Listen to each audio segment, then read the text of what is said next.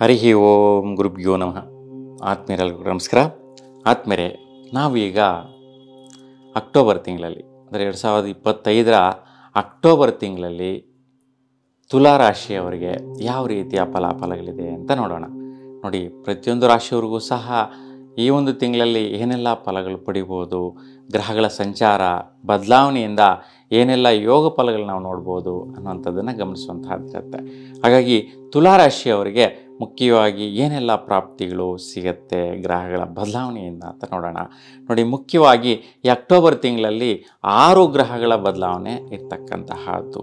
ಹಾಗಾಗಿ ಆ ಗ್ರಹಗಳು ಯಾವ ದಿನಾಂಕಕ್ಕೆ ಯಾವ ರಾಶಿಗೆ ಬದಲಾಗ್ತಾ ಇದೆ, ಅದರಿಂದ ನಾವು ಏನು ಫಲ ಪಡಿಬೋದು ಅನ್ನುವಂತಹದ್ದು ತುಲಾ ರಾಶಿಯವರಿಗೆ ಈಗ ನಾವು ನೋಡ್ತಾ ಇದ್ದೀವಿ. ನೋಡಿ, ತುಲಾ ರಾಶಿಯವರಿಗೆ ಸೂರ್ಯನ ಒಂದು ಬದಲಾವಣೆಯಿಂದ ಏನು ಫಲ ಸಿಗತ್ತೆ ಅಂತ ನೋಡಿ. ಸೂರ್ಯನು ಕನ್ಯಾ ರಾಶಿಯಿಂದ ತುಲಾ ರಾಶಿಗೆ ಪ್ರವೇಶ ಮಾಡ್ತಾನೆ ಈ ಒಂದು ತಿಂಗಳ 17ನೇ ತಾರೀಕಿಗೆ. ನೋಡಿ, 17ನೇ ತಾರೀಕಿಗೆ ಈ ಒಂದು ಕನ್ಯಾ ರಾಶಿಯಲ್ಲಿ ಸಂಚಾರ ಮಾಡ್ತಾ ಇರ್ತಕ್ಕಂತಹ ಸೂರ್ಯ ತುಲಾ ರಾಶಿ ಪ್ರವೇಶ ಮಾಡ್ತಾ ಇರ್ತಕ್ಕಂತಹದ್ದು. ನೋಡಿ, ತುಲಾ ರಾಶಿ ಅಂತಂದ್ರೇ ನಿಮ್ಮ ರಾಶಿ. ಹಾಗಾಗಿ ನಿಮ್ಮ ರಾಶಿಗೆ ಬರ್ತಾ ಇರ್ತಕ್ಕಂತಹ ಸೂರ್ಯ ಯಾವ ರೀತಿಯ ಫಲ ಕೊಡ್ತಾನಪ್ಪ ಅಂತ ಯೋಚನೆ ಮಾಡಿದ್ರೆ, ನೋಡಿ, ನಿಮ್ಮ ರಾಶಿಯಲ್ಲಿ ಸೂರ್ಯನಿಗೆ ಬಲ ಇಲ್ದಿರ ಇರ್ತಕ್ಕಂತಹ ಸ್ಥಾನ ಅಂದರೆ ನೀಚ ಸ್ಥಾನ ಅಂತ. ಯಾಕೆಂದರೆ ವರ್ಷಕ್ಕೆ ಒಂದು ಸಾರಿ ಒಂದೊಂದು ರಾಶಿಯಲ್ಲಿ 1 ತಿಂಗಳ ಕಾಲ ಸಂಚಾರ ಮಾಡುವಂತಹ ಯೋಗಗಳು ಬಲ ಬರುವಂತಹದ್ದಿರುತ್ತೆ. ಆದರೆ ತುಲಾ ರಾಶಿಯ ಒಂದು ಭಾಗದಲ್ಲಿ ಭೂಮಿಯಿಂದ ತುಲಾ ರಾಶಿಯ ಕಡೆ ಸಂಚಾರ ಮಾಡುವಂತಹ 1 ತಿಂಗಳ ಕಾಲ ಸೂರ್ಯನಿಗೆ ನಿಷ್ಫಲದಾಯಕವಾದಂತಹ ಎನರ್ಜಿ ಇರುತ್ತೆ. ಹಾಗಾಗಿ 17ರವರೆಗೂ ಸ್ವಲ್ಪ ಖರ್ಚು ವೆಚ್ಚಗಳು, ಇನ್ವೆಸ್ಟ್ಮೆಂಟು, ಏನಾದರೂ ಒಂದು ವ್ಯವಹಾರದಲ್ಲಿ, ವ್ಯಾಪಾರದಲ್ಲಿ, ಕೆಲಸ ಕಾರ್ಯದ ಮೇಲೆ ಖರ್ಚುಗಳು ಮಾಡುವಂತಹದ್ದು ಸೂರ್ಯನ ಫಲ ಸಿಗುತ್ತೆ. ಇನ್ನು 17ರ ನಂತರ ನಿಮ್ಮ ರಾಶಿಗೆ ಪ್ರವೇಶ ಮಾಡ್ತಾ ಇರೋದ್ರಿಂದ, ನೀಚ ಸ್ಥಿತಿ ಸಂಚಾರ ಆಗೋದ್ರಿಂದ ಕೆಲವೊಂದು ಆದಾಯ ವಿಚಾರಗಳಲ್ಲಿ ನಿಷ್ಫಲದಾಯಕವಾದ ಫಲ. ನೋಡಿ, ಯಾವುದೋ ಒಂದು ಆದಾಯ ಬಂದುಬಿಡುತ್ತಪ್ಪ, ಆ ಆದಾಯ ಪಡಿಬೇಕು, ಈ ಸಮಯ ಚೆನ್ನಾಗಿದೆ, ನಾವೇನೋ ಒಂದು ಸಾಧಿಸಬೇಕು, ಜೀವನದಲ್ಲಿ ಉದ್ಧಾರ ಆಗಬೇಕು ಅಂತ ಬರುವಂತಹ ಕಾರ್ಯ ನಿಮಿತ್ತ ಆ ಒಂದು ಆದಾಯಗಳನ್ನು ಗಳಿಸುವಂಥ ವಿಚಾರದಲ್ಲಿ ಪ್ರಯತ್ನಿಸ್ತೀರಾ. ಆದರೆ ನಿಷ್ಫಲಗಳು ಜಾಸ್ತಿ ಇರುತ್ತೆ. ಯಾಕೆಂತಂದರೆ ಸೂರ್ಯನ ಬೆಳಕೇ ಇಲ್ಲ ಅಂತಂದರೆ ಹೆಂಗೆ, ಕತ್ಲಲ ಜೀವನ ಆಗಿರುತ್ತೆ. ಆ ರೀತಿ ನೀವು ಎಕ್ಸ್ಪೆಕ್ಟ್ ಮಾಡುವಂತಹ ಆದಾಯಗಳೆಲ್ಲವೂ ಕೂಡ ನಿಷ್ಫಲವನ್ನು ಕೊಡುವಂತಹದ್ದು.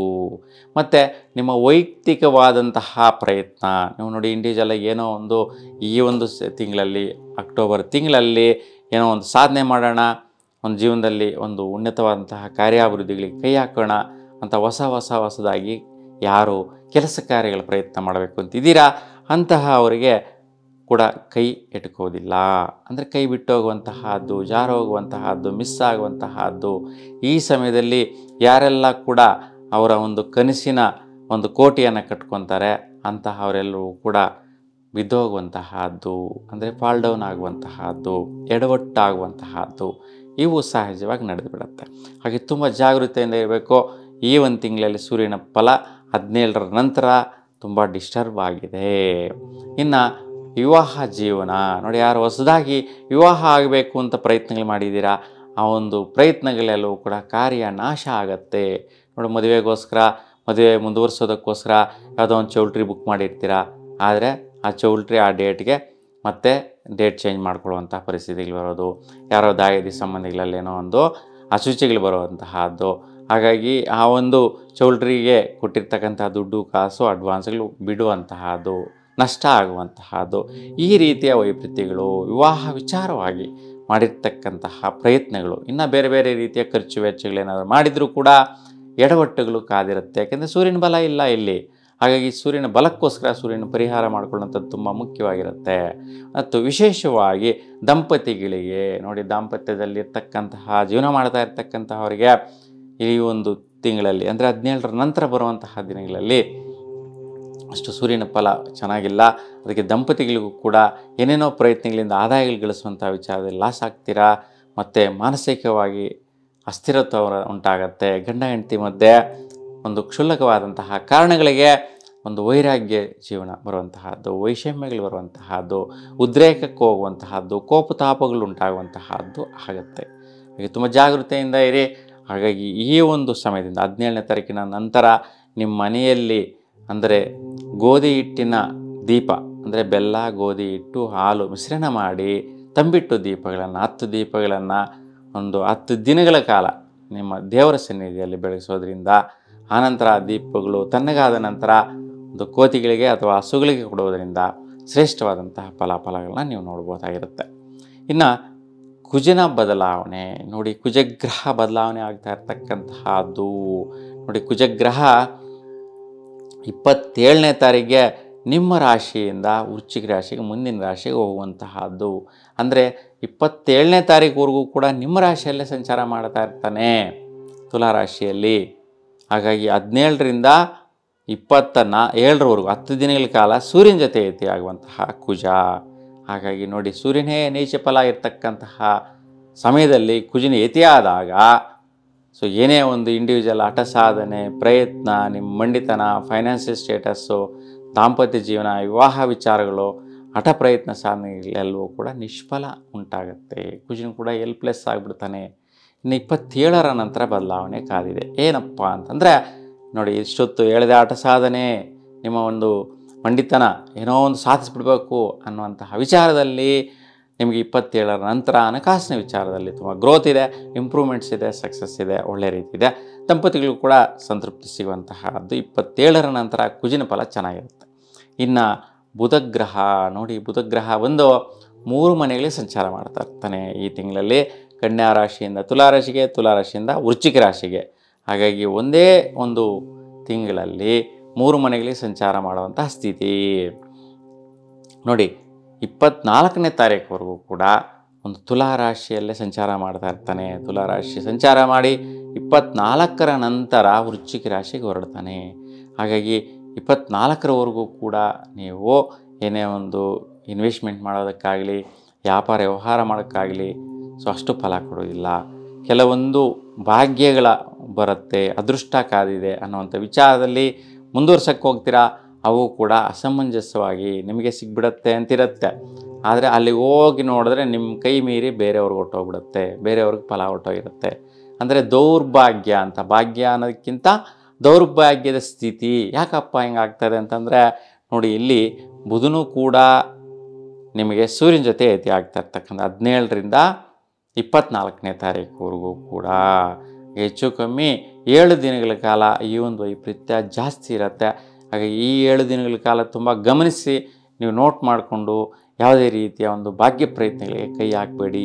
ಭಾಗ್ಯ ಪ್ರಯತ್ನಗಳಿದ್ರೆ ಹೊಸದಾಗಿ ಒಂದು ಫ್ಯಾಕ್ಟ್ರಿ ಓಪನ್ ಮಾಡೋದು, ಅಂಗಡಿ ಶಾಪ್ ಓಪನ್ ಮಾಡೋದು, ಇಲ್ಲ ವ್ಯಾಪಾರ ವ್ಯವಹಾರಗಳನ್ನ ಪ್ರಾರಂಭಿಸುವಂತಹದ್ದು ಏನೇ ಆಗಿರಲಿ, ನೂತನವಾಗಿ ಪ್ರಾರಂಭಿಸುವಂತಹ ವಿಚಾರಗಳಿಗೆ ಕೈ ಹಾಕಬಾರ್ದು.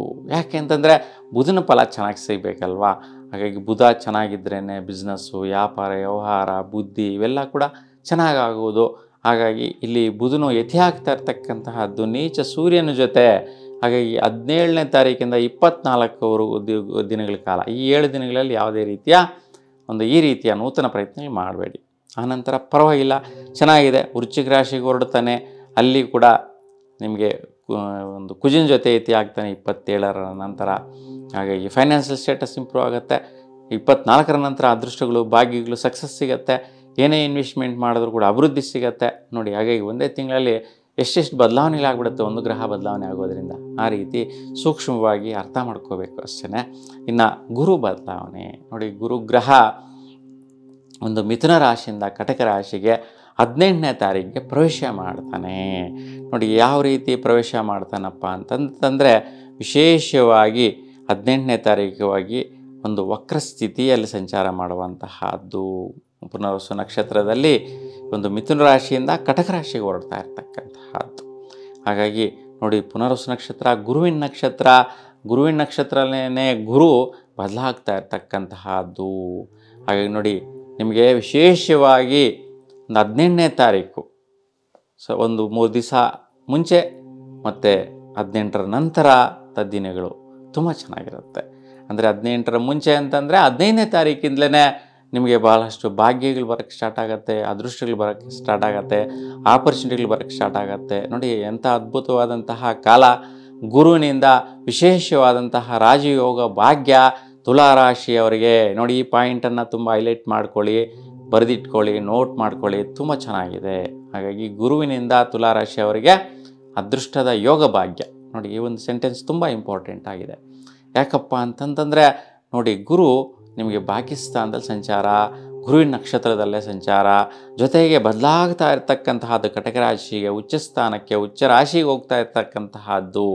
ಹಾಗೆ ನೋಡಿ, ಯಾರಾದರೂ ಆಗಲಿ ರಾಜ ಆಗ್ತಾ ಇದ್ದಾನೆ ಅಂತಂದರೆ ಖುಷಿನೇ ಅಲ್ವಾ? ಆ ರೀತಿ ರಾಜನಾಗುವಂತಹ ಸ್ಥಿತಿ ಬರುತ್ತೆ ಇಲ್ಲಿ ಗುರುಗ್ರಹಕ್ಕೆ. ತುಂಬ ಚೆನ್ನಾಗಿದೆ. ಸೊ ಮುಂದುವರಿಸ್ಬೋದು, ಒಳ್ಳೆಯ ರೀತಿಯ ಪ್ರಯತ್ನಗಳು ಮಾಡ್ಬೋದು. ಗುರು ಇಲ್ಲಿ ಏನು ರೀತಿ ತೊಂದರೆಗಳು ಕೊಡಲ್ಲ, ಒಳ್ಳೆಯ ರೀತಿ ಇದೆ, ಚೆನ್ನಾಗಿದೆ. ಸೊ ಇನ್ನು ಶುಕ್ರಗ್ರಹ ನೋಡಿ, ಶುಕ್ರಗ್ರಹ ಈ ಒಂದು ತಿಂಗಳಲ್ಲಿ ಅಂದರೆ 9ನೇ ತಾರೀಕಿಗೆ ಸಿಂಹರಾಶಿಯಿಂದ ಕನ್ಯಾ ರಾಶಿ ಪ್ರವೇಶ ಮಾಡ್ತಾ ಇದ್ದಾನೆ. 9ನೇ ತಾರೀಕುವರೆಗೂ ಸಿಂಹರಾಶಿಯಲ್ಲೇ ಸಂಚಾರದಲ್ಲಿರ್ತಾನೆ, ಉತ್ತರ ನಕ್ಷತ್ರದಲ್ಲಿ. ನೋಡಿ, ಉತ್ತರ ನಕ್ಷತ್ರ ಬಂದು ಸೂರ್ಯನ ನಕ್ಷತ್ರ. ಹಾಗಾಗಿ ಸೂರ್ಯ ಬಂದು ಶುಕ್ರನಿಗೆ ಶತ್ರುನೇ, ಹಾಗೆ ಶತ್ರು ಮನೆಯಲ್ಲೇ ಸಂಚಾರ. ಹಾಗಾಗಿ ಸ್ವಲ್ಪ ಆದಾಯ ವಿಚಾರಗಳಾಗಿರ್ಬೋದು ಮತ್ತು ಆರೋಗ್ಯ ವಿಚಾರ ಆಗಿರ್ಬೋದು, ವೈಯಕ್ತಿಕವಾದಂಥ ನಿರ್ಣಯಗಳಾಗಿರ್ಬೋದು ಸ್ವಲ್ಪ ಕಷ್ಟ ಸಾಧ್ಯತೆಯಿಂದ ಇರುತ್ತೆ 9ರವರೆಗೂ. ಆ ನಂತರದ ದಿನಗಳಲ್ಲಿ ನೋಡಿ, ಈ ಒಂದು ಶುಕ್ರಗ್ರಹ ಕನ್ಯಾ ರಾಶಿಗೆ ಹೊರಡ್ತಾನೆ. ಕನ್ಯಾ ರಾಶಿಗೆ ಹೋದಾಗ ಶುಕ್ರ ಕನ್ಯಾ ರಾಶಿಯಲ್ಲಿ ನೀಚ ಸ್ಥಿತಿ, ನೀಚವಾದಂಥ ಸ್ಥಾನ, ನೀಚ ಸಂಚಾರ. ನೋಡಿ, ವರ್ಷಕ್ಕೊಂದ್ಸಾರಿ ಈ ರೀತಿ ಆಗುವಂತಹದ್ದಿರುತ್ತೆ. ಹಾಗಾಗಿ ನೆಗೆಟಿವ್ ಏರಿಯಾದಲ್ಲಿ ಹೋಗ್ತಾ ಇರ್ತಕ್ಕಂತಹದ್ದು ಅಂತೇಳಿ ಹೇಳ್ಬೋದು ವೈಜ್ಞಾನಿಕವಾಗಿ. ಹಾಗಾಗಿ ಶುಕ್ರನಿಗೆ ಬಲ ಇಲ್ಲದೆ ಇರ್ತಕ್ಕಂಥ ಸ್ಥಿತಿ ಇದ್ದಾಗ ಅನಾವಶ್ಯಕವಾದಂತಹ ಖರ್ಚುಗಳು ಕಾದಿರುತ್ತೆ. ಯಾವುದೋ ಒಂದು ನೀವು ದುಡ್ಡು ಕಟ್ಟಲೇಬೇಕು, ಕಂಪ್ಲೀಟ್ ಮಾಡಬೇಕು, ತೀರಿಸಬೇಕು, ಆ ರೀತಿ. ಅಂದರೆ ಬ್ಯಾಂಕಲ್ಲಿ ಯಾವುದೋ ಒಂದು ಸೆಟ್ಲ್ಮೆಂಟ್ ಬಂದಿರುತ್ತೆ. ನೋಡಿ, ಈ ಟೈಮಿಗೆ ನೀವು ಕಟ್ಬಿಟ್ರೆ ಒಂದೊಳ್ಳೆ ಆಫರು, ನಿಮಗೆ ಬಡ್ಡಿ ಎಲ್ಲ ಕಡಿಮೆ ಮಾಡ್ತೀವಿ, ಲೆಸ್ ಮಾಡ್ತೀವಿ, ನೀವು ಅಸಲು ಕಟ್ಟಿದ್ರೆ ಸಾಕು ಅಂತ. ಆವಾಗ ಕಷ್ಟ ಬಿದ್ದು ದುಡ್ಡು ಅವನಿಸ್ಕೊಂಡು ಕಟ್ಟಿ ತೀರಿಸುವಂತಹ ಸ್ಥಿತಿಗಳು ಬರುತ್ತೆ. ಈ ರೀತಿ ಕಮಿಟ್ಮೆಂಟ್ಸ್ ಅನ್ನೋದು ಬರುವಂತಹದ್ದು. ನೀವು ಎಲ್ಲೋ ಒಂದು ಕಡೆ ಎತ್ಕೊಂಡು ಬಂದಾದರೂ ಕೂಡ ಇಲ್ಲಿ ತೀರಿಸ್ಬಿಡುವಂತಹದ್ದು, ದುಡ್ಡನ್ನು ಸೆಟ್ಲ್ ಮಾಡ್ಕೊಳ್ಳೋದು. ಒಂದು ರೀತಿಯಲ್ಲಿ ಕಳ್ಕೊಂಡ್ರೂ ಕೂಡ ನೆಮ್ಮದಿ ಜೀವನನೇ ಚೆನ್ನಾಗಿರುತ್ತೆ ಅಲ್ವಾ? ಹಾಗೆ ಇನ್ನೊಂದು ಮುಖ್ಯವಾಗಿ ಆರೋಗ್ಯ ಸ್ಥಿತಿ ಕೂಡ ಕೆಡುವಂತಹದ್ದಿರುತ್ತೆ 9ರ ನಂತರ. ಸೊ ENT ಸಮಸ್ಯೆಗಳು ಬರುತ್ತೆ.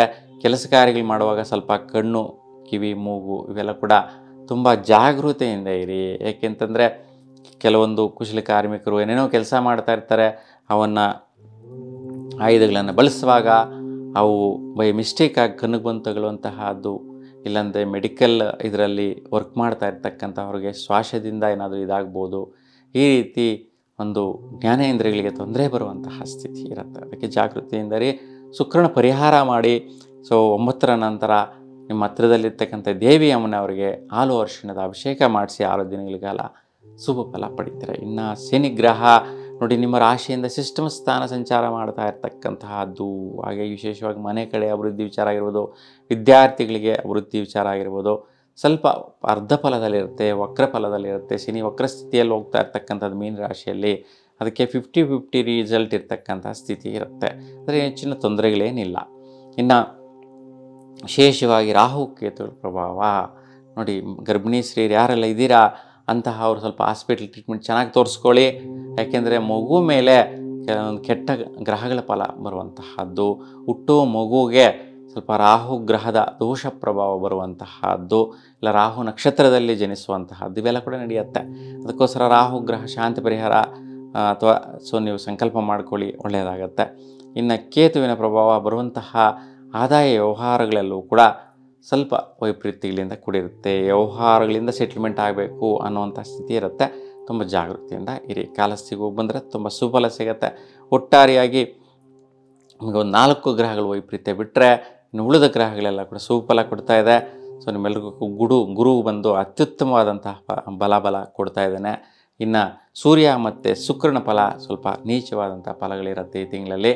ಹಾಗೆ 2 ಗ್ರಹಗಳ ಫಲ ಒಂದು ಪರಿಹಾರ ತುಂಬ ಜಾಗೃತಿಯಿಂದ ಮಾಡಿ, ಚೆನ್ನಾಗಿ ಮಾಡಿ ಉತ್ತಮ ಫಲನ ಪಡೀರಿ. ಹಾಗೆ ನಿಮ್ಮೆಲ್ಲರಿಗೂ ಕೂಡ ನಿಮ್ಮ ಇಷ್ಟದೇವರ ಅನುಗ್ರಹ ಸದಾಕಾಲ ಇರಲಿ ಅಂತ ಭಗವಂತನಲ್ಲಿ ಪ್ರಾರ್ಥಿಸ್ತಾ ಎಲ್ರಿಗೂ ಕೂಡ ಶುಭವಾಗಲಿ. ನಮಸ್ಕಾರ.